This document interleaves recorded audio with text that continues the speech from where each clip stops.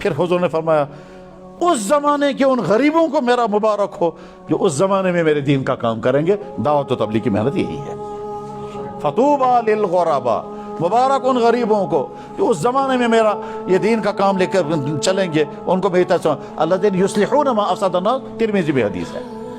جب لوگوں میں بگاڑ ہی بگاڑ ہوگا اس وقت سدھار کی جو فکر کریں گے. دعوت و تبلیغ کی محنت وہی ہے. اس لیے عہد کرو انشاءاللہ ہم موت تک دعوت کے اس کام کے ساتھ جڑے رہیں گے، اور جو بزرگوں نے ترتیب بنائی ہے اسی ترتیب کے ساتھ جڑے رہیں گے، اور جو نہج ہمارا ہے اسی نہج پر رہیں گے. اگر کسی بھائی نے نہج بدل دیا ہے تو وہ الگ ہیں، ہم الگ ہیں. اگر کسی بزرگ کا مسئلہ کچھ اور ہے وہ الگ ہیں، ہم اسی نہج پر ہیں جو نہج حضرت مولانا الیاس صاحب رحمہ اللہ تعالیٰ سے چلا آ رہا ہے آج تک.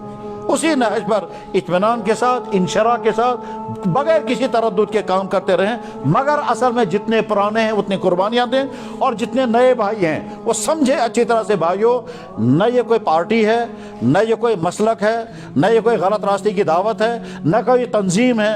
یہ دیندار بننے کی دعوت ہے. تم جس ماحول میں ہو، تم چاہے کالج میں ہو، سکولوں میں ہو، دفتروں میں ہو، ملازمتوں میں، جہاں بھی ہو، وہاں تم دیندار نہیں بن سکو گے. وہاں سے نکلو اور نکل کر اس ماحول میں رہو. یہاں ماحول میں رہ کر تم کو عبادت آئے گی، تم کا مزاج سدھرے گا، تم اپنی بیویوں کے وفادار بنو گے.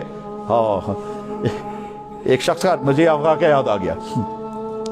ایک آدمی کیا کہتا، کہنے لگا جی میرا نیا نیا نکاح ہوا تھا، کیونکہ فیشنی لڑکا تھا، لڑکی بھی فیشنیبل تھی. لڑکی کو شک ہو گیا کہ میرے شوہر کے تعلقات کچھ غلط بھی چل رہے ہیں. تو شک ہو گیا میرے شوہر کے تعلقات کچھ غلط چل رہے ہیں، اس لیے بیوی شوہر سے کہتی ہے اے سنیار تو تبلیغ اس بس سنیار تو تبلیغ خدا. شوہر کہتا ہے نہیں، وہ کہتے تم تبلیغ میں جاؤ تم سدھرو گے، تمہارے تعلقات کچھ غلط چل رہے ہیں. بیوی نے کہا میں سونا بیچوں گا مگر تم جاؤ.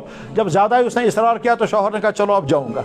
چاہتا تو نہیں تھا لیکن بیوی نے اصرار کیا. ادھر سے نئی بیوی آئی تھی تو اس وقت مجبوری ہوتا ہے آدمی بات ماننے کے لیے، نکل گیا تبلیغ میں. اب 3 دن کے بعد جب اس میں تبدیلی آ گئی، اب نظارہ میں خدا میں کیا کیا گناہ کر میں تھا. اب جب سارا نظارہ سمجھ میں آ گیا تو بس اس نے بیوی کو کہا میں تو آیا تھا وہاں سے 3 دن، مگر اگر تم چاہو تو میں یہاں سے 40 دن کے لیے نکل جاؤں گا. بیوی نے کہا اچھی طرح سے جاؤ، اپنی سدھر سر، اسی سے تم سدھر جاؤ گے. ٹھیک ہے. اس نے جب 40 دن لگائے، 40 دن لگانے کے بعد اس نے بیوی کو فون کیا، کہنے لگا میں بہت کچھ دین سیکھ رہا ہوں، اگر تم آمادہ ہو جاؤ تو میں یہیں سے 4 مہینے کے لیے نکل جاؤں گا. بیوی نے کہا بالکل اچھا ہے، میں تو چاہتی ہوں تو سدھر جائے گا کیونکہ تیرے اندر، اور میں ابھی اور کڑے بیچ کر کے پیسے بھیجوں گا، پیسوں کی فکر مت کرنا، مگر تو سدھر. اب جب 4 مہینے کے بعد واپس آیا، سر پر امامہ، جسم پر کرتا، داڑھی سفید.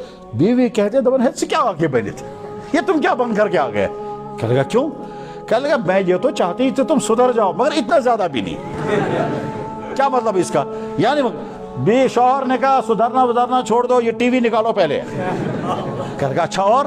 کہنے لگا وہ جو سیکنڈ ٹائٹن تیرے پاس ہیں وہ بھی نکال. کہنے لگا اچھا اور؟ کہا وہ جو فیشن کی چیزیں ہیں وہ بھی سب باہر نکال. کہتا ہے وہ لپسٹک کے ڈبے کہاں ہیں، پھینکو باہر ان کو. انہوں نے کہا بھائی دین یہی ہے. اس نے کہا جی اور کیا، دین تو یہی ہے. کہنے لگا بھائی میں جا رہی ہوں، مجھے یہ دین نہیں چاہیے. شوہر نکل کر مجھے فون کرتا ہے جناب یہ بیوی بھاگ رہی ہے، میں کیا کروں گا؟ میں نے کہا تجھے کس نے کہا تھا دین کا مارشاء اللہ لگانا؟ تو 4 مہینے لگا کر کے آیا تو اس کو اب سمجھنا تھا نا، اس بیوی کا تھوڑا تھوڑا ذہن بنانا ہے. کہتے ہیں بیوی کہتی ہے میں چاہتی تو سدھر جائے مگر اتنا زیادہ بھی نہیں. کیا مطلب اس کا؟ میرے بھائی اگر تم چاہتے ہو تمہارے اندر اتنا امیون سسٹم، ایمان کا امیون سسٹم اتنا مضبوط ہو جائے کہ تم باہر کے تمام برے اثرات سے بچ سکو، تم آل پروف بن جاؤ گے اگر ایمان پختہ ہو گیا. اور ایمان پختہ کرنے کا راستہ دعوت و تبلیغ. عہد کرو انشاءاللہ ہم دعوت کے ساتھ جڑے رہیں گے. پرانوں نے دعوت کو چکھا ہے، نئے ارادہ کریں اور شوق کے ساتھ، ہمت کے ساتھ نام لکھوائیں. اور جب نکلو گے تم 3 دن 40 دن جو بھی نکلو گے، واپس آ کر اسی مسجد یا محلے کی مسجد میں بیٹھ کر سوچنا خدایا میں زیونا کن ہو، خدایا میں نے کچھ پایا یا کھویا. تو تمہارا اندر کے ایمان کہے گا پایا ہی پایا، کھویا کچھ نہیں، بلکہ ایمان تمہیں کہے گا تم آج تک تھے کہاں، تم نے آج تک زندگی برباد کی ہے.